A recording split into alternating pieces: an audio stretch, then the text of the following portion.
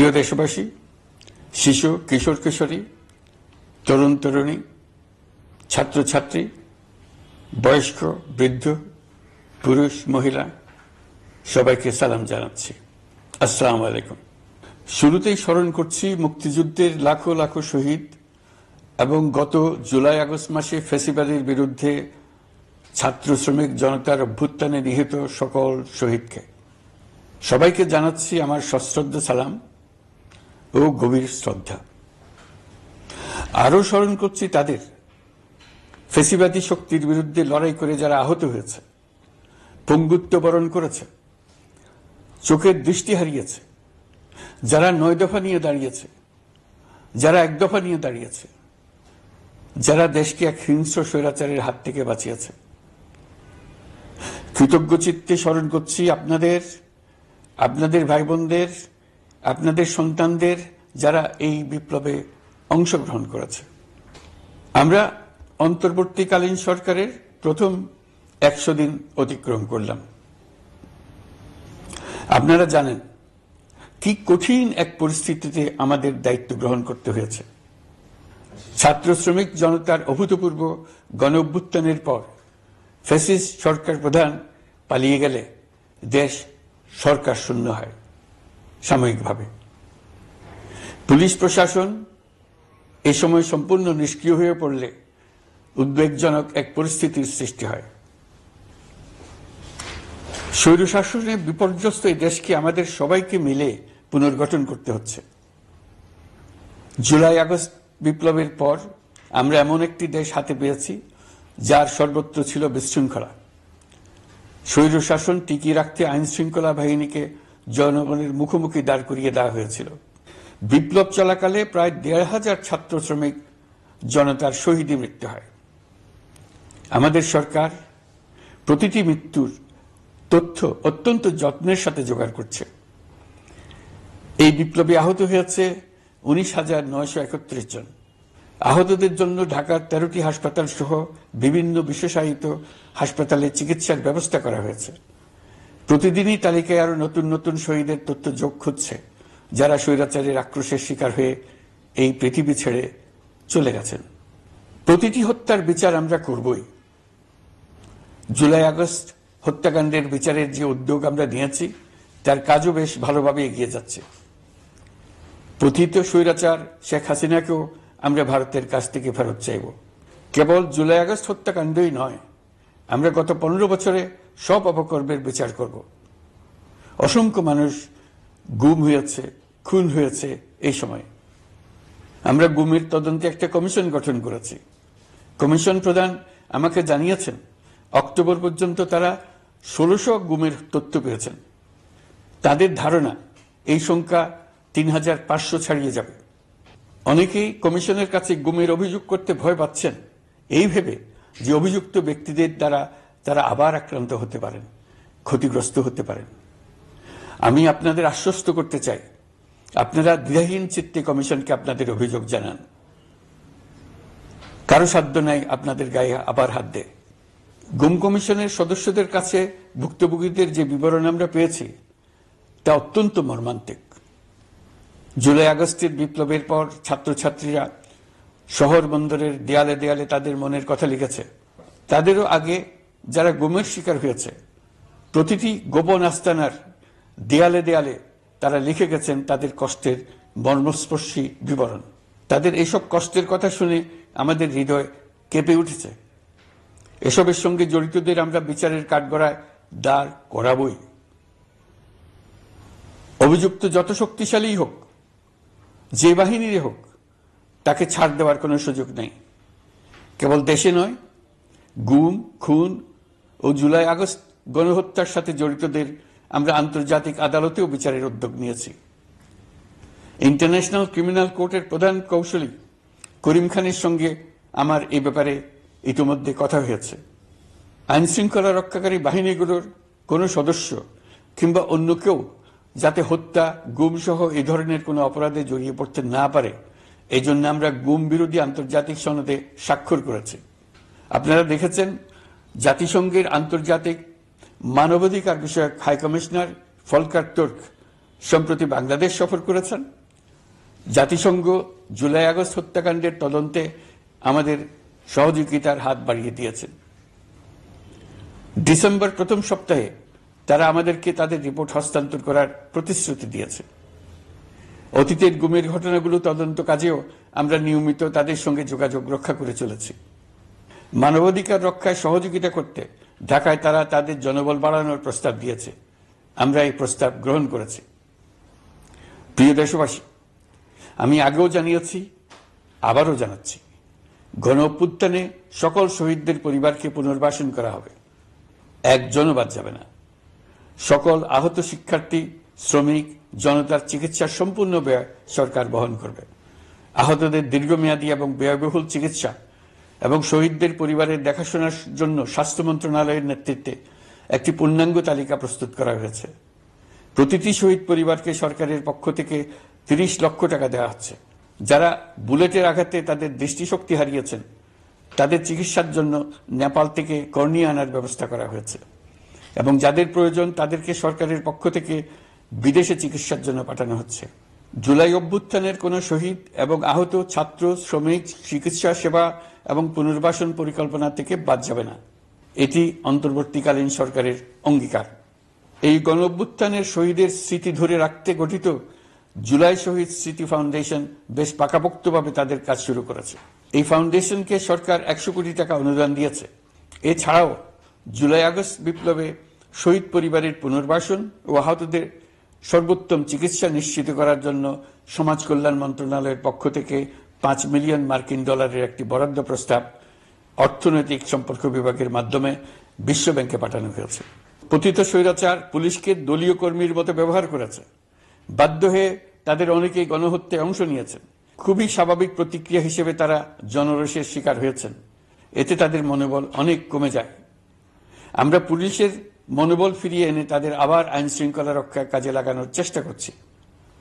এক্ষেত্রে অনেক দৃশ্যমান উন্নতিও হয়েছে। আইন শৃঙ্খলা রক্ষায় বাংলাদেশ সেনাবাহিনীকেও কিছু নির্বাহী ক্ষমতা দেওয়া হয়েছে, যা পরিস্থিতির দৃশ্যমান উন্নতিতে সহায়তা করেছে। আমি আপনাদের সবাইকে ধন্যবাদ জানাই। কঠিন এই সময়ে আপনারা সবাই অপরিসীম ধৈর্যের পরিচয় দিয়েছেন। ধন্যবাদ জানাই দেশের রাজনৈতিক দলের নেতৃবৃন্দকে। তারা তাদের কর্মীদের শান্ত থাকার আহ্বান জানিয়েছেন। প্রতিশোধ স্পৃহায় লিপ্ত হয়ে কেউ যাতে হানাহানিতে জড়িয়ে না পড়ে সেই আহ্বান জানিয়েছেন। আপনাদের সবাই এই আহ্বানে সাড়া দিয়েছেন।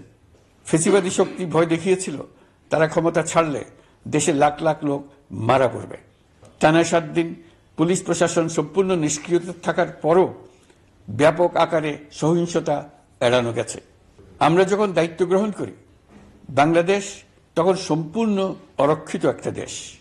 এই সময় ধর্মীয় সংখ্যালঘুদের মধ্যে অহেতুক আতঙ্ক ছড়ানোর চেষ্টা করা হয়েছে। কয়েকটি ক্ষেত্রে তারা সহিংসতারও শিকার হয়েছেন। কিন্তু এটা নিয়ে যেসব প্রচারণা হয়েছে তা ছিল সম্পূর্ণ অতিরঞ্জিত। অল্প যে সমস্ত সহিংসতার ঘটনা ঘটেছে তার মূল কারণ ছিল রাজনৈতিক। কিন্তু এইসব ঘটনাকে ধর্মীয় আবরণ দিয়ে বাংলাদেশকে নতুন করে অস্থিতিশীল করে তোলার চেষ্টা করা হয়েছে। আপনাদের সবার সহযোগিতায় আমরা দৃঢ়ভাবে এই পরিস্থিতি সামাল দিয়েছি। আমাদের দায়িত্ব গ্রহণের 2 মাসের মাথায় দেশে দুর্গাপূজা উদযাপিত হয়েছে প্রায় 32,000 পূজা মণ্ডপে। দুর্গাপূজা উপলক্ষে নির্বাহী আদেশে একদিন অতিরিক্ত ছুটি ঘোষণা করা হয়, যা উৎসবের আমেজকে অনেক গুণ বাড়িয়ে দেয়। দুর্গাপূজাকে ঘিরে আমরা ব্যাপক নিরাপত্তা প্রস্তুতি নিই, যার ফলে দেশের হিন্দু সম্প্রদায় নির্বিঘ্নে তাদের উৎসব পালন করেছে। আমরা দায়িত্বে আসার পর যে অল্প কিছু ক্ষেত্রে তারা সহিংসতার শিকার হয়েছেন, আমরা তার প্রতিটি ঘটনার তদন্ত করেছি। শুধু হিন্দু সম্প্রদায় নয়, দেশের কোনো মানুষই যাতে কোনো রকম সহিংসতার শিকার না হয় সেই জন্য আমরা যথাসাধ্য চেষ্টা করছি এবং সবসময় সে চেষ্টা করে যেতে থাকব। আপনারা জানেন, চলতি বছর বাংলাদেশের বিভিন্ন অঞ্চলে 6টি বন্যা হয়েছে। আপনাদের সবার সহযোগিতায় আমরা এই বন্যা মোকাবেলা করেছি। বাংলাদেশের দেশপ্রেমিক সশস্ত্র বাহিনী বন্যা মোকাবেলায় জনগণের সাথে কাঁধে কাঁধ মিলিয়ে কাজ করেছে। বন্যা মোকাবেলা ও বন্যা পরবর্তী পুনর্বাসনের লক্ষ্যে বিশ্ব ব্যাংকের $250 মিলিয়ন অনুদান এবং স্থানীয় অনুদানের মাধ্যমে 100 কোটি টাকারও বেশি অর্থ সংগ্রহ করা হয়েছে। বন্যার ফলে অনেক জায়গায় ফসলহানি হয়েছে, ব্যাহত হয়েছে পণ্য সরবরাহ শৃঙ্খল। বন্যা পরবর্তী সময়ে বাজারে শাকসবজি সহ নিত্য প্রয়োজনীয় পণ্যের দাম বেড়েছে, ফলে আপনাদের কষ্ট হয়েছে। নিত্য পণ্যের দাম সহনীয় পর্যায়ে রাখতে আমরা যথাসাধ্য চেষ্টা করছি। বাজারে ডিমের সরবরাহ বাড়ানোর জন্য আমরা 9.5 কোটি ডিম আমদানির অনুমতি দিয়েছি। এই জন্য প্রয়োজনীয় শুল্ক ছাড়ও দেওয়া হয়েছে। মধ্যস্বত্বভোগীদের দৌরাত্ম্য কমিয়ে ডিমের উৎপাদকরা যাতে সরাসরি বাজারে ডিম সরবরাহ করতে পারে সেই উদ্যোগও নেওয়া হয়েছে। মানুষ যাতে স্বল্প মূল্যে কৃষিপণ্য কিনতে পারে সেজন্য রাজধানী সহ বিভিন্ন স্পটে সরকারি কিছু পণ্য বিক্রি করা হচ্ছে। টিসিবির মাধ্যমে 1 কোটি নিম্ন আয়ের ফ্যামিলি কার্ডের মধ্যে 57 লাখকে স্মার্ট কার্ডে রূপান্তরিত করা হয়েছে। বন্যার ফলে চালের উৎপাদন ব্যাহত হওয়ায় চাল আমদানিতে শুল্ক ছাড় দেওয়া হয়েছে।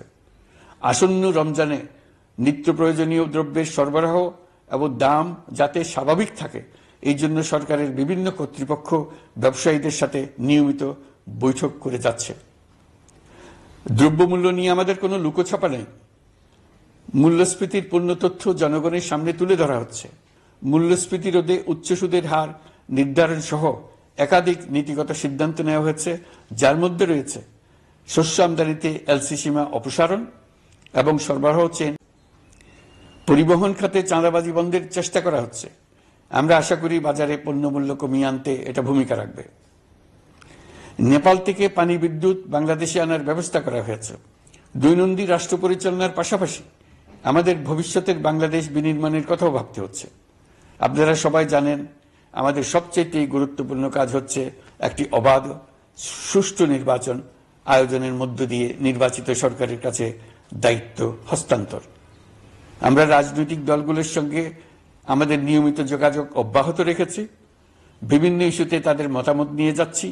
সরকারের সিদ্ধান্ত গ্রহণে এসব মতামত অনেকাংশে প্রতিফলিত হচ্ছে। চলমান সংস্কার প্রক্রিয়ায় তাদের প্রতিটি মতামত সক্রিয়ভাবে বিবেচনায় নেওয়া হচ্ছে। আমরা আশা করছি নির্ধারিত সময়ে ডিসেম্বর-জানুয়ারির মধ্যেই সংস্কার কমিশনগুলো তাদের সুপারিশমালা সরকারের কাছে পেশ করতে পারবে। তাদের সুপারিশ নিয়ে আমরা রাজনৈতিক দলগুলোর সঙ্গে ক্রমাগতভাবে আলোচনায় বসব। সকলের ঐক্যমত্যের ভিত্তিতেই আমরা সংস্কার প্রস্তাব চূড়ান্ত করব। নির্বাচন কবে হবে এই প্রশ্ন আপনাদের সবার মনেই আছে, আমাদের মনেও সারাক্ষণ আছে। আপনারা লক্ষ্য করেছেন নির্বাচন আয়োজনের লক্ষ্যে আমরা প্রয়োজনীয় পদক্ষেপ নিতে শুরু করেছি। কয়েকদিনের মধ্যে নির্বাচন কমিশন গঠন হয়ে যাবে। তারপর থেকে নির্বাচন আয়োজন করার সমস্ত দায়িত্ব তাদের উপর বর্তাবে। নির্বাচন কমিশন ভোটার তালিকা হালনাগাদ সহ আরো কিছু কাজ শুরু করে দিতে পারবে, যা একটা অবাধ নির্বাচনের সাথে সরাসরি সম্পৃক্ত। প্রথমবারের মতো প্রবাসী বাংলাদেশিরা পোস্টাল ব্যালটের মাধ্যমে যাতে তাদের ভোটাধিকার প্রয়োগ করতে পারে সে লক্ষ্যেও সরকার কাজ করছে। তবে আমরা মনে করি না যে একটা নির্বাচন কমিশন গঠন করে দিলেই নির্বাচন আয়োজনে আমাদের দায়িত্ব শেষ। রাষ্ট্র ব্যবস্থায় সংস্কার আমাদের এই সরকারের অন্যতম অঙ্গীকার। আপনারাই আমাদেরকে এই ম্যান্ডেট দিয়েছেন। যেই 6টি সংস্কার কমিশন আমরা শুরুতে গঠন করেছিলাম তারা ইতোমধ্যে তাদের কার্যক্রম অনেক দূর এগিয়ে নিয়েছে। বিভিন্ন গণমাধ্যমে আপনারা তাদের কার্যক্রমের আপডেটও দেখছেন। কয়েকটি সংস্কার কমিশন ডিজিটাল প্ল্যাটফর্ম গঠন করেছে। আমার অনুরোধ আপনারা এই প্ল্যাটফর্মে উৎসাহ সহকারে আপনাদের মতামত জানাতে থাকুন। প্রথম 6টি সংস্কার কমিশনের মধ্যে একটি হল নির্বাচন সংস্কার কমিশন। নির্বাচন অনুষ্ঠানের জন্য এই কমিশনের সুপারিশমালা অত্যন্ত জরুরি। তাদের প্ল্যাটফর্মে যান, আপনার মতামত খোলাখুলিভাবে তুলে ধরুন। আপনি দেশের মালিক, আপনি বলে দিন আপনি কি চান, কিভাবে চান। নির্বাচন নিয়ে আপনাদের সকল বক্তব্য বিনা দ্বিধায় বলতে থাকুন। আপনার মনের কথা তুলে ধরুন। আমার অনুরোধ সংস্কারের কথাটাও একই সঙ্গে বলুন। সংস্কারকে পাশ কাটিয়ে যাবেন না। নির্বাচনের কথা বলার সঙ্গে নির্বাচন ও অন্যান্য ক্ষেত্রে সংস্কারের কথাটিও বলুন। সংস্কার হলো জাতির দীর্ঘমেয়াদী জীবনী শক্তি। সংস্কার জাতিকে বিশেষ করে আমাদের তরুণ তরুণীদের নতুন পৃথিবী সৃষ্টির সুযোগ দেবে। জাতিকে বঞ্চিত করবেন না। নির্বাচন আয়োজনে যে সংস্কার কমিশনের সুপারিশমালায় রাজনৈতিক দলসমূহ এবং দেশের সকল মানুষের মতামত অপরিহার্য, সেই কমিশন হল সংবিধান সংস্কার কমিশন। এই সুপারিশমালার যে অংশ সকলের কাছে গ্রহণযোগ্য হবে তার ভিত্তিতে নির্বাচনী আইন সংশোধন করতে হবে। সমান্তরালভাবে ভোটার তালিকাও হালনাগাদ করার প্রক্রিয়া চলতে থাকবে। আমি নিশ্চিত নই সংস্কার প্রস্তাব সমূহ বাস্তবায়নের সুযোগ আমরা কতটুকু পাব, তবে আমি আপনাদের কথা দিচ্ছি, আপনারা সুযোগ দিলে প্রয়োজনীয় কিছু অত্যাবশ্যকীয় সংস্কার কাজ শেষ করেই আমরা আপনাদের কাঙ্ক্ষিত নির্বাচন আয়োজন করব। ততদিন পর্যন্ত আমি আপনাদের ধৈর্য ধারণ করার অনুরোধ করব। আমরা চাইব আমরা যেন এমন একটি নির্বাচন ব্যবস্থা সৃষ্টি করতে পারি যা যুগ যুগ ধরে অনুসরণ করা যাবে। এর ফলে সাংবৎসরিক রাজনৈতিক সংকট থেকে আমাদের দেশ রক্ষা পাবে। এই জন্য প্রয়োজনীয় সময়টুকু আমি আপনাদের কাছ থেকে চেয়ে নিচ্ছি। নির্বাচনী সংস্কারের সিদ্ধান্ত হয়ে গেলে খুব দ্রুত আপনারা নির্বাচনের রোডম্যাপও পেয়ে যাবেন। অন্তর্বর্তী সরকার সৃষ্টি হয়েছে রাজনীতিকে নীতির কাঠামোয় আনার জন্য এবং রাজনীতির জন্য নতুন পরিবেশ সৃষ্টির নিবিড় আকাঙ্ক্ষা থেকে। এই আকাঙ্ক্ষা পূরণ করা থেকে জাতিকে বঞ্চিত করবেন না। নির্বাচনের ট্রেন যাত্রা শুরু করেছে, এটা আর থামবে না, কিন্তু যেতে যেতে আমাদের অনেকগুলো কাজ সেরে ফেলতে হবে। এই ট্রেন শেষ স্টেশনে কখন পৌঁছবে সেটা নির্ভর করবে কত তাড়াতাড়ি আমরা তার জন্য রেল লাইনগুলো বসিয়ে দিতে পারি, আর তা হবে রাজনৈতিক দলসমূহের ঐক্যমত্যের মাধ্যমে। ইতিমধ্যে অন্যান্য সংস্কার কমিশনের সুপারিশমালা নিয়ে আলাপ চলতে থাকবে। নির্বাচন ছাড়াও আরো গুরুত্বপূর্ণ সংস্কার করার ব্যাপারে ঐক্যমত গঠনের জন্য অতিরিক্ত সময় প্রয়োজন হতে পারে। দেশবাসীর কাছে, বিশেষ করে রাজনৈতিক দলগুলির কাছে আমরা ক্রমাগতভাবে প্রশ্ন তুলতে থাকব, কি কি সংস্কার নির্বাচনের আগে আপনারা করে নিতে চান। নির্বাচনের আয়োজন চলাকালীন কিছু সংস্কার হতে পারে। সংস্কারের জন্য নির্বাচনকে কয়েক মাস বিলম্বিতও করা যেতে পারে। আমরা দুদিন করে চলে যাব, কিন্তু আমাদের মাধ্যমে জাতির জন্য যে ঐতিহাসিক সুযোগ সৃষ্টি হলো, সেই সুযোগটা যেন কোনো রকমই হাতছাড়া করে না দিই, এটার ব্যাপারে দৃঢ় থাকার জন্য আমি দলমত, নারী পুরুষ, ধর্ম, তরুণ, বৃদ্ধ, ছাত্র, ব্যবসায়ী, শ্রমিক, কৃষক নির্বিশেষে সবার কাছে আহ্বান জানাচ্ছি। আশা করি আপনারা আমার এই আবেদন গ্রহণ করবেন। দেশে সংগঠিত অন্যান্য অপরাধের বিচার প্রক্রিয়া ত্বরান্বিত করার জন্য দেশের বিভিন্ন জেলায় সহস্রাধিক প্রসিকিউটর নিয়োগ দেওয়া হয়েছে। হাইকোর্টে ইতিমধ্যে নিয়োগ দেওয়া হয়েছে 23 জন নতুন বিচারক। বিচার বিভাগকে ঘুষ ও দুর্নীতিমুক্ত করার জন্য সম্ভব সব ধরনের চেষ্টাই করা হচ্ছে। বিচারপতিদের নিয়মতান্ত্রিক উপায়ে শাস্তিমূলক ব্যবস্থা গ্রহণের জন্য সুপ্রিম জুডিশিয়াল কাউন্সিল পুনর্বহাল করা হয়েছে। শুধু বিচার বিভাগই নয়, সর্বগ্রাসী দুর্নীতির হাত থেকে দেশের সব খাতকেই রক্ষা করতে আমরা সচেষ্ট হয়েছি। দুর্নীতি দমন কমিশন পুনর্গঠনের কাজ প্রায় শেষ পর্যায়ে। দুর্নীতি ও অর্থ পাচারে অভিযুক্ত প্রভাবশালী 150 ব্যক্তির তালিকা তৈরি এবং 79 জনের বিরুদ্ধে অনুসন্ধান শুরু হয়েছে। 15% হারে আয়কর পরিশোধ করে অপ্রদর্শিত পরিসম্পদ অর্থাৎ কালো টাকা সাদা করার বিধান বাতিল করা হয়েছে। সরকারি কার্যক্রমকে গতিশীল করতে বিভিন্ন পর্যায়ের 19,084 জন কর্মকর্তা কর্মচারীকে পদোন্নতি, 13,429 জনকে বদলি এবং 12,636 জনের বিরুদ্ধে শাস্তিমূলক ব্যবস্থা গ্রহণ করা হয়েছে। সাংবিধানিক প্রতিষ্ঠান পাবলিক সার্ভিস কমিশন পুনর্গঠন করা হয়েছে। কুখ্যাত সাইবার সিকিউরিটি আইন বাতিলের নীতিগত সিদ্ধান্ত হয়েছে। এই আইনের অধীনে হওয়া যেসব মামলা মানুষের মত প্রকাশের অধিকারের সাথে সম্পর্কিত সেগুলো প্রত্যাহার করা হয়েছে। এছাড়াও 133টি আইন বিধিবিধান তৈরি ও সংশোধন করা হয়েছে।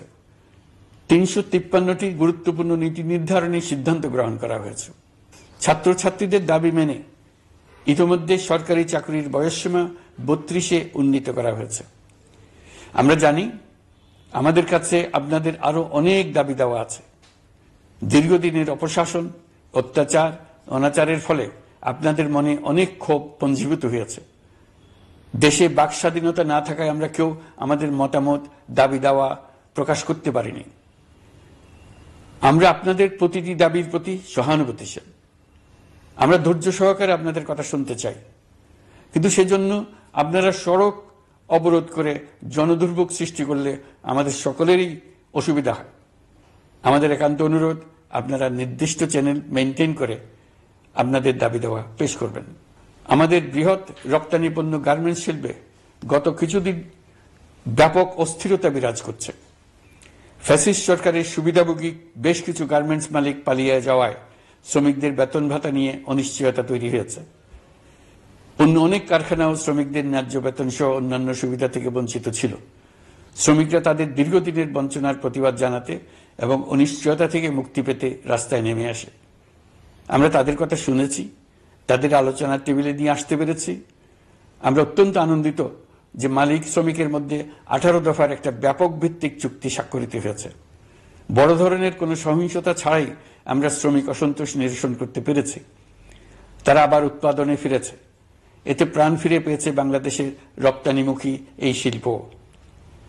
নানা প্রতিকূলতা সত্ত্বেও অক্টোবর মাসে আমাদের রপ্তানিতে প্রবৃদ্ধি হয়েছে প্রায় 21%। আমরা যখন কাজ শুরু করেছি, দেশের অর্থনীতি ছিল বিপর্যস্ত। বৈদেশিক মুদ্রার রিজার্ভ ছিল তলানিতে। আসার কথা, এই রিজার্ভ পরিস্থিতি এখন উন্নতির পথে। গত 3 মাসে রিজার্ভে কোনো রকম হাত না দিয়েই আমরা প্রায় $2 বিলিয়ন বৈদেশিক ঋণ শোধ করতে পেরেছি। জ্বালানি তেল আমদানিতে পুঞ্জীভূত বকেয়ার পরিমাণ $478 মিলিয়ন হতে কমিয়ে $160 মিলিয়ন আনতে পেরেছি। অর্থনীতি পুনরুদ্ধারে আমরা সর্বাত্মক চেষ্টা চালিয়ে যাচ্ছি। বিশ্বব্যাংক, IMF সহ বিভিন্ন দাতা সংস্থা ইতিমধ্যে ঋণ ও অনুদান হিসেবে $8 বিলিয়ন দেওয়ার প্রতিশ্রুতি দিয়েছে, যা আমাদের ভঙ্গুর অর্থনীতিকে সচল করতে সক্ষম হবে।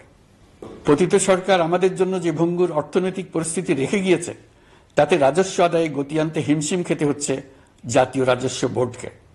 এর মধ্যেও জুলাইয়ের নেতিবাচক অবস্থা থেকে অক্টোবর নাগাদ রাজস্ব আদায়ে 9.9% প্রবৃদ্ধি অর্জিত হয়েছে। আগের অর্থ বছরের সংশোধিত বাজেটে বিপুল রাজস্ব ঘাটতি ছিল, যে কারণে এবার শুরু থেকেই রাজস্ব আদায়ের লক্ষ্যমাত্রা অনেক বেড়ে যায়। এর ফলে স্বৈরাচার পতনের পরবর্তী 3 মাসে 9.9% রাজস্ব বৃদ্ধির পরেও লক্ষ্যমাত্রার বিপরীতে 23%-এর বেশি ঘাটতি থেকে যায়। রাজস্ব আদায়ের গতি আনতে আমি এখন অনলাইনে আয়কর রিটার্ন জমা দিতে উৎসাহিত করছি। আন্তর্জাতিক সাহায্য সংস্থা, বিশ্বব্যাংক, IMF, UNDP ইত্যাদি প্রধানদের সঙ্গে আমার দীর্ঘ বৈঠক হয়েছে। তারাও বাংলাদেশকে নতুনভাবে এবং সর্বাত্মকভাবে সাহায্যের জন্য তাদের আগ্রহ ব্যক্ত করেছেন। চীনের পররাষ্ট্রমন্ত্রীর সঙ্গে একান্ত বৈঠকে চীনের পক্ষ থেকে যাবতীয় সাহায্যের আশ্বাস দিয়েছেন। 100 দিন আগে আর্থিক দিক থেকে আমরা যে লণ্ডভণ্ড অবস্থা থেকে যাত্রা শুরু করেছিলাম, সেটা এখন অতীত ইতিহাস হয়ে দাঁড়িয়েছে। এই 100 দিনে অর্থনীতি সবল অবস্থানে চলে আসছে। এটা সম্পূর্ণ নিজস্ব নীতিমালা দিয়ে হয়েছে। বলা বাহুল্য, এখনো আমাদের বন্ধুদের কাছ থেকে যে সাহায্যের আয়োজন হয়েছে তা আসা শুরু করেনি। বন্ধু রাষ্ট্রগুলো শুধু যে আমাদের বড় বড় অঙ্কের সাহায্য দিয়ে আসছে তাই নয়, তারা এই সাহায্য দ্রুততম সময়ে আসা শুরু করবে এই প্রতিশ্রুতিও আমাকে দিয়েছেন। এই সাহায্য আসা শুরু করলে আমাদের অর্থনীতি অত্যন্ত মজবুত এবং আকর্ষণীয় অর্থনীতিতে পরিণত হবে। বিদেশি বিনিয়োগকারীরাও নানা রকম বিনিয়োগে উৎসাহিত হয়ে এগিয়ে আসবে। বিনিয়োগকারীদের সঙ্গে এখন থেকে আমরা আলোচনা শুরু করে দিয়েছি। বিশ্বের রাষ্ট্রপুঞ্জের মজলিসে আমরা এখন সম্মানিত এবং প্রশংসিত দেশের অবস্থানে পৌঁছতে পেরেছি। এর কারণে পরাজিত শক্তি নানা কৌশল করেও তাদের দিকে দৃষ্টি আকর্ষণ করতে পারছে না। তারা নানা চেহারা নিয়ে আপনাদের প্রিয়পাত্র হবার চেষ্টা করছে। পরাজিত শক্তির ষড়যন্ত্র থেকে নিজেকে মুক্ত রাখুন, দেশকে মুক্ত রাখুন। এই ব্যাপারে অনড় থাকুন। এমন কিছু করবেন না যা তাদেরকে উৎসাহিত করতে সাহায্য করে। তাদেরকে সকল দিক থেকে নিরাশ করুন। সেটা নিশ্চিত করতে পারলে আমাদের আর কোনো বিষয়ে সংশয় করার প্রয়োজন নেই। সরকারের পক্ষ থেকে আমি নিশ্চয়তা দিচ্ছি, সকল প্রকার সীমাবদ্ধতা সত্ত্বেও আমরা আপনাদেরকে একটা মজবুত অর্থনীতি দিয়ে যাব। ভবিষ্যতে চলার পথকে সহজগম্য করে যাব। নাগরিক অধিকারসমূহ নিশ্চিত করে যাব। বিপক্ষ শক্তি যত শক্তিশালী হোক, নাশকতার যত রকম উদ্ভট পরিকল্পনাই করুক, সবকিছু নস্যাৎ করার জন্য প্রস্তুত থাকুন। এবার যে মুক্তি আমরা অর্জন করেছি তা আমাদের কাছ থেকে কেউ যেন ছিনিয়ে নিতে না পারে, তার জন্য সর্বমুহূর্তে প্রস্তুত থাকুন। আপনারা জেনেছেন পতিত সরকার ও তার দোসররা প্রতি বছর দেশ থেকে 12 থেকে 15 বিলিয়ন ডলার পাচার করেছে। দুর্নীতি বিরোধী সংস্থা ট্রান্সপারেন্সি ইন্টারন্যাশনাল বাংলাদেশ সম্প্রতি এই তথ্য দিয়েছে। পাচার হয়ে যাওয়া এই অর্থ ফিরিয়ে আনার জন্য সম্ভব সকল ধরনের উদ্যোগ আমরা গ্রহণ করেছি। এই কাজে সফল হতে পারলে আমাদের অর্থনীতি আরো গতি পাবে। এই কাজে আমরা বিভিন্ন আন্তর্জাতিক সাহায্য সংস্থার সাহায্য দিচ্ছি। আমি ধন্যবাদ জানাতে চাই বিশ্ব নেতৃবৃন্দকেও। বাংলাদেশের এই সংকটময় সময়ে তারা প্রায় সবাই সহযোগিতার হাত বাড়িয়ে দিয়েছেন। আমি যখন সেপ্টেম্বরে জাতিসংঘের সাধারণ পরিষদের অধিবেশনে যোগ দিই, সে সময় মার্কিন যুক্তরাষ্ট্র, European Union, Canada, Italy, Holland, জাতিসংঘের মহাসচিব সহ বিশ্বের অনেক দেশের সরকার প্রধানের সঙ্গে আমার বৈঠক করার সুযোগ হয়। তারা স্বতঃস্ফূর্তভাবে আমাদের প্রতি সর্বাত্মক সহযোগিতা প্রদানের অঙ্গীকার ব্যক্ত করেছেন। নেপাল, মালদ্বীপ, পাকিস্তান সহ প্রতিবেশী বেশ কয়েকটি দেশের সরকার প্রধানের সঙ্গে আমার বৈঠক হয়েছে, যেখানে আমি সার্ককে পুনর্জীবিত করার কথা বলেছি। দেশে ফিরে আসার পর এসব দেশের রাষ্ট্রদূতগণ যারা ঢাকায় আছেন স্বতঃপ্রবৃত্ত হয়ে আমার সঙ্গে দেখা করে তাদের সরকার প্রধানদের অঙ্গীকার পুনর্ব্যক্ত করে গেছেন। তারা সম্পূর্ণ নতুনভাবে আমাদের জন্য সহায়তার নতুন ছক তৈরি করার কাজ শুরু করেছেন। যেসব রাষ্ট্রদূত দিল্লিতে অফিস করেন তারা দিল্লি থেকে এসে দেখা করে গেছে। ইউরোপিয়ান ইউনিয়নের 20 দেশের 20 জন রাষ্ট্রদূত দিল্লিতে থাকেন। 7 দেশের 7 রাষ্ট্রদূত ঢাকায় আছেন। দিল্লি থেকে একসঙ্গে 20 জন রাষ্ট্রদূত সহ মোট 27 রাষ্ট্রদূত সমবেতভাবে আমার সঙ্গে বৈঠক করার জন্য আগামী কয়েকদিনের মধ্যে ঢাকায় আসছেন। আগে কখনো ইউরোপিয়ান ইউনিয়নের 27 জন রাষ্ট্রদূত একত্র হয়ে সরকারের সঙ্গে আলোচনায় বসেনি। দিল্লি থেকে এই বিশাল সংখ্যক রাষ্ট্রদূত একসঙ্গে বৈঠক করার জন্য কোনোদিন আসেনি। এবার এই কাজটি করার পেছনে আছে ইউরোপিয়ান ইউনিয়নের সমর্থন প্রকাশ করা এবং অর্থনৈতিক ক্ষেত্রে উচ্চ পর্যায়ের সহযোগিতা গড়ে তোলা। ইতিমধ্যে আমার সঙ্গে দেখা করেছেন সৌদি আরব, সংযুক্ত আরব আমিরাত, ব্রাজিল, তুরস্ক, রাশিয়া, ফিনল্যান্ড, সিঙ্গাপুর, লিবিয়া সহ অনেক দেশের রাষ্ট্রদূত। দ্বিপাক্ষিক নানা সহযোগিতা সহ বাণিজ্য বিনিয়োগ বৃদ্ধির আশ্বাস তারা দিয়েছেন। আমরা প্রবাসী বাংলাদেশিদেরও বেসরকারি খাতে বিনিয়োগ করার জন্য আহ্বান জানাচ্ছি। বাংলাদেশের অর্থনৈতিক উন্নয়নে তরুণদের কর্মসংস্থানের মূলে রয়েছে বেসরকারি খাত। আমাদের বিনিয়োগ বোর্ডের নির্বাহী চেয়ারম্যান 2 শতাধিক বেসরকারি প্রতিষ্ঠানের প্রধান নির্বাহী, উদ্যোক্তা ও বিনিয়োগকারীর সঙ্গে পৃথক পৃথকভাবে বৈঠক করেছেন। নীতির ধারাবাহিকতার অভাব, সরকারি বেসরকারি পর্যায়ে মত বিনিময়ের অভাব, সরকারি অফিসের জটিল প্রক্রিয়া এবং সর্বোপরি দুর্নীতি বিদ্যমান বিনিয়োগকারীদের সমস্যায় ফেলেছে। বিনিয়োগকারীদের উদ্বেগ নিরসনে আমরা অনেকগুলো কাজ করেছি। ইতিমধ্যে সত্যিকারের ওয়ান স্টপ সার্ভিস চালু হয়েছে। বিনিয়োগ সংক্রান্ত চ্যালেঞ্জ সমাধানে আন্তঃমন্ত্রণালয় কমিটি গঠন করা হয়েছে।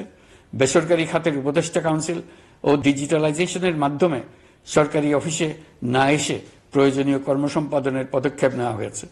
বিনিয়োগ উন্নয়ন সংস্থা আমাদের অগ্রগতির বিষয়ে সবাইকে মাসিক ভিত্তিতে আপডেট করে যাচ্ছে। আমরা প্রবাসীদের কল্যাণে কাজ করছি। আমার অনুরোধে সংযুক্ত আরব আমিরাত সাজাপ্রাপ্ত 57 জন সহ অন্যান্য বাংলাদেশিকে মুক্তি দিয়েছে। এইসব বাংলাদেশি যাবজ্জীবন কারাবাসের ঝুঁকি নিয়ে ফেসিবাদের বিপক্ষে প্রতিবাদ করেছিল। বাংলাদেশিরা এরকম প্রতিবাদ আরো অনেক দেশেই করেছেন। আমরা তাদের প্রতি কৃতজ্ঞ।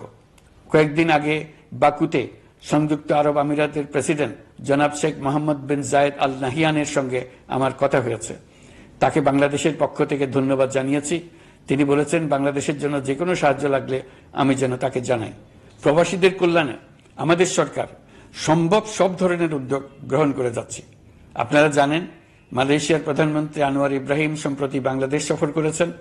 18,000 বাংলাদেশি যারা সব ধরনের আনুষ্ঠানিকতা মেনে চলার পরেও স্বৈরাচারী সরকারের অব্যবস্থাপনার জন্য মালয়েশিয়া যেতে পারেন নাই, তিনি তাদের জন্য মালয়েশিয়ার দ্বার আবার উন্মুক্ত করার আশ্বাস দিয়েছেন। এই লক্ষ্যে আমরা কাজও শুরু করেছি।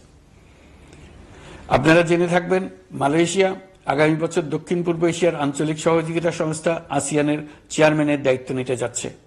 আমরা ইতিমধ্যে আসিয়ানের সদস্য পদের জন্য আবেদন করেছি। মালয়েশিয়ার প্রধানমন্ত্রী আমাদের আবেদন সক্রিয়ভাবে বিবেচনার আশ্বাস দিয়েছেন। একই ধরনের আশ্বাস আমরা পেয়েছি ইন্দোনেশিয়া থেকেও। ইন্দোনেশিয়ার পক্ষ থেকে সে দেশে রাষ্ট্রীয় সফরে যাওয়ার জন্য আমাকে অনুরোধ করেছে। সৌদি আরব সহ বিশ্বের আরো অনেক দেশ আমাদের সঙ্গে সহযোগিতা বৃদ্ধির প্রস্তাব দিয়েছে। প্রথমবারের মতো ওআইসি সদর দপ্তরে আমরা স্থায়ীভাবে রাষ্ট্রদূত নিয়োগ দিয়েছি। তুরস্কের রাষ্ট্রপতি রিসেপ তাইয়েপ এরদোগানের সাথে আগে আমার টেলিফোনে আলাপ হয়েছে। এবার COP29 সম্মেলনে গিয়ে তিনিও তার স্ত্রীর সঙ্গে অত্যন্ত অন্তরঙ্গ পরিবেশে আলোচনা হয়েছে।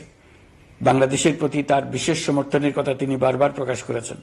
তুরস্কের একটি বাণিজ্য প্রতিনিধি দল ইতিমধ্যে বাংলাদেশ সফর করেছে। তুরস্ক এদেশের সঙ্গে অর্থনৈতিক সম্পর্ক উন্নয়নের জন্য টার্কিশ ইনভেস্টমেন্ট অথরিটি বা তিকা একটি অফিস ঢাকায় স্থাপনের জন্য ঘোষণা দিয়েছে। এর মাধ্যমে তুরস্কের বিনিয়োগ ও বাণিজ্য বৃদ্ধির উদ্যোগ নেওয়া হবে। এ উদ্দেশ্যে চলতি মাসে একটি উচ্চ ক্ষমতা সম্পন্ন দল তুরস্ক থেকে বাংলাদেশে আসছেন। প্রিয় দেশবাসী, নতুন হজ প্যাকেজ ঘোষণা করা হয়েছে। তাতে হজের ব্যয় 1 লাখ টাকারও বেশি কমিয়ে আনা হয়েছে। পাশাপাশি আমরা এই সিদ্ধান্ত গ্রহণ করেছি, এই বছর সরকারি খরচে কাউকে হজে পাঠানো হবে না। আমরা নতুন বাংলাদেশকে একটা পরিবেশ বান্ধব এবং জীব বৈচিত্র্যময় দেশ হিসেবে গড়ে তোলার উদ্যোগ নিয়েছি। এটি তরুণদের আকাঙ্ক্ষা, আমাদের সবারই আকাঙ্ক্ষা। সেই লক্ষ্যে আমি প্রথমেই একটি ক্ষুদ্র পদক্ষেপ নিয়েছি। সমগ্র সচিবালয়ে প্লাস্টিকের পানির বোতল ব্যবহার নিষিদ্ধ করেছি। ইতিমধ্যে সুপার শপগুলোতে পলিথিনের শপিং ব্যাগ ব্যবহার বন্ধ করার উদ্যোগ নেওয়া হয়েছে। গত কয়েক দশকে যে পরিমাণ নদী দূষণ হয়েছে, আমরা তা বন্ধ করার উদ্যোগ নিয়েছি। আপনারা সবাই অবগত আছেন, জলবায়ু পরিবর্তন আমাদের জীবনযাত্রার জন্য কিরকম হুমকি হয়ে আসছে। গত 1 বছরে বাংলাদেশ প্রায় 15টি প্রাকৃতিক দুর্যোগের শিকার হয়েছে। মানুষের সৃষ্ট নানাবিধ দুর্যোগের পাশাপাশি এসব প্রাকৃতিক দুর্যোগের বিপক্ষেও আমাদের লড়তে হচ্ছে। আজারবাইজানে জলবায়ু সম্মেলনে বিশ্ব নেতৃবৃন্দকে আমি আমার উদ্যোগের কথা জানিয়েছি। সেখানে জাতিসংঘের মহাসচিব, ইউরোপ, এশিয়া, আফ্রিকার অনেক সরকার প্রধানের সঙ্গে আমার দেখা হয়েছে। যতটুকু আলাপ আলোচনা সম্ভব হয়েছে, আমি সবার কাছে জলবায়ুর প্রতিকূল প্রভাব মোকাবেলা সহ গণতান্ত্রিক উত্তরণের পথে বাংলাদেশের অগ্রযাত্রায় সহযোগিতা চেয়েছি। তারা সবাই সহযোগিতার অঙ্গীকার করেছেন। গত 100 দিনে আমরা অনেক কল্যাণমূলক কাজ করেছি, যা এখানে স্বল্প পরিসরে বর্ণনা করা সম্ভব নয়। আমাদের সরকার স্বচ্ছতা ও জবাবদিহিতায় বিশ্বাসী। তাই আমি সরকারের সকল মন্ত্রণালয়কে নির্দেশ দিয়েছি তাদের নিজ নিজ কাজের বিস্তারিত বিবরণ নিজেদের ওয়েবসাইট ও সামাজিক যোগাযোগ মাধ্যমে প্রকাশ করার জন্য। আমি আমার দপ্তরকেও বলেছি সরকারের সব কাজের বিবরণ যাতে জনগণ জানতে পারে, এই জন্য যেন প্রয়োজনীয় পদক্ষেপ নেওয়া হয়। এই সরকারকে ব্যর্থ করার জন্য, অকার্যকর করার জন্য বিশাল অর্থে বিশ্বব্যাপী এবং দেশের প্রতিটি স্থানে, প্রতিটি প্রতিষ্ঠানে এক মহাপরিকল্পনা প্রতি মুহূর্তে কার্যকর রয়েছে। তাদের একটি বড় প্রচেষ্টা হচ্ছে আমাদের মধ্যে বিভেদ সৃষ্টি করা। পতিত সরকারের নেতৃবৃন্দ যারা এদেশ থেকে বিপুল পরিমাণ অর্থ পাচার করে নিয়ে গেছে, সেই অর্থে বলিয়ান হয়ে তারা দেশে ফিরে আসার জন্য চেষ্টা করে যাচ্ছে। তাদেরকে কিছুতেই সফল হতে দেবেন না। তারা সফল হওয়া মানে জাতির মৃত্যু, জাতি হিসেবে আমাদের অবসান। সাবধান থাকুন।